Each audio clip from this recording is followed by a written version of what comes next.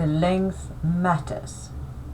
On most bikes you can select the effective length of the swing arm by moving the back wheel forward or moving the back wheel back a little bit. You have to remove one link or add one link to the chain, but normally it's room enough to do that, and this has a quite strong effect on how the bike behaves. If you look at the guy to the left, he's trying to ride the most cool way around the track, and I think he actually succeeds. But if you look at the bike he's using, the bike has a prolonged swing arm, and that is to make it easier to slide and to prevent the bike from going on the back wheel.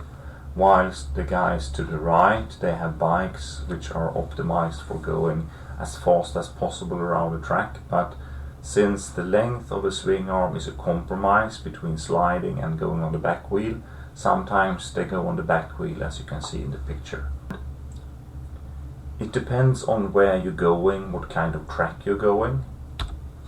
If you look at this picture, if you go into the corner, you're braking, and then mid-corner you're kind of off the brake, off the gas for a very short moment, and then when you go on the gas, you're still under lean, and when you're under lean and go on the gas, the back wheel wants to slide out, and the longer the swing arm, the less pressure you have on the back wheel, and the easier it is for the bike to slide. So in this section of the corner you want to have a short swing arm to put pressure on the back wheel, you want some weight on the back wheel so you can accelerate. But then when the corner is opening up, the bike wants to lift the front wheel, and that actually prevents you from going full on the gas. So in this section the long swing arm is faster. Then of course when the speed is too high for the bike's power to lift the front wheel, it really doesn't matter. What you see here are two simulations. To the left we see Knutstorp, and on Knutstorp we really don't have any straight sections. So if you remember, some seconds ago we talked about when the long swing arm comes into effect. It's when the corner has opened up and you can go full on the gas. But here you have corner that is followed by the corner and then the next corner. The only straight section is really the long straight. Whilst on the right you have Anderstorp, and Anderstorp it's like a corner, a straight section, a corner, a straight section, and that's how that track is built. And as we will see, this has an effect on how we should set up the bike.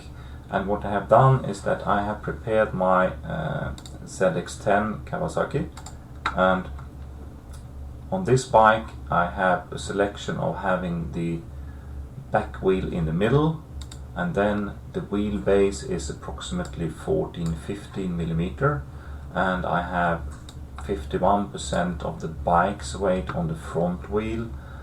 I have approximated the driver's weight to be 52% on the front wheel when on the gas, and 46% on the front wheel when braking, sitting up, trying to hold back as much as possible.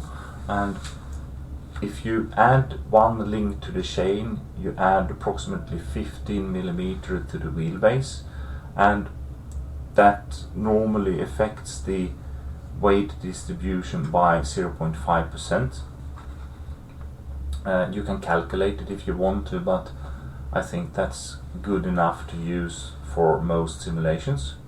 And from this I have made a long bike where I have added one link to the chain, which adds 15 millimeter to the wheelbase, and it also adds half percentage on the weight distribution to the front wheel, both of the bike and the rider braking and the rider in accelerating, sitting, tucking down position.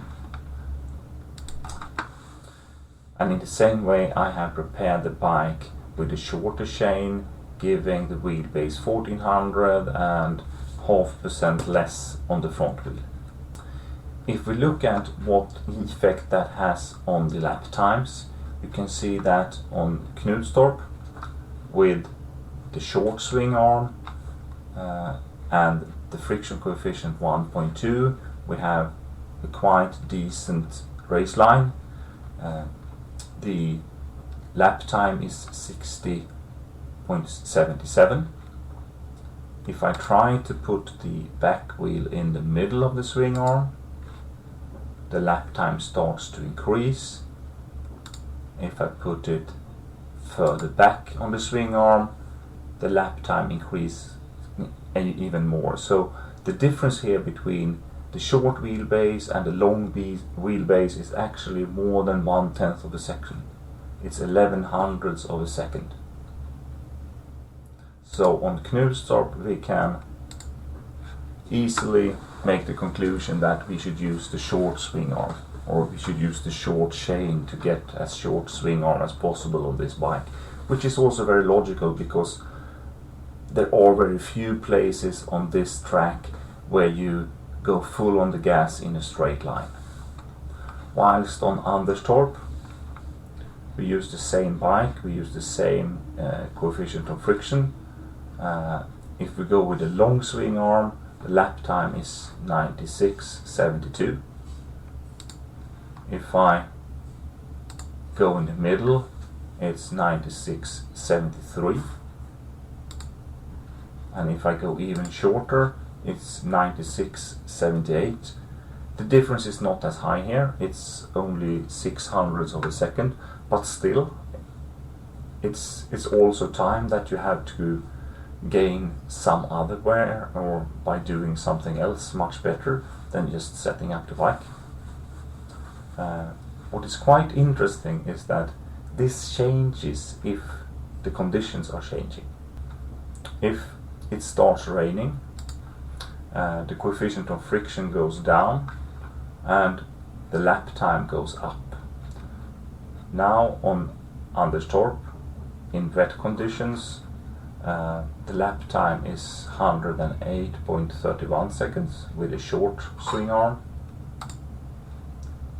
If I go to a mid position, it's 108.56, and if I go all the way back with the back wheel, it's 108.82. So in wet conditions with less grip, it's obvious that I should go with a short chain.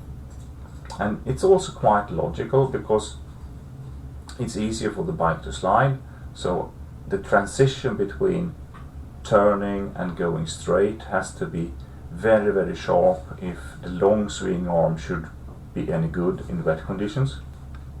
And of course, if you want to find out exactly how it is for your bike where you ride it, you have to simulate on your track, you have to simulate with your bike, you have to tune the simulation to represent your own lap times, and then you get an answer. But the principles are there, and what makes me thrilled is that it's actually possible to find out, it's actually possible to calculate on this, and I know I'm a nerd, but I think it's fun. That's all for today. Thank you very much.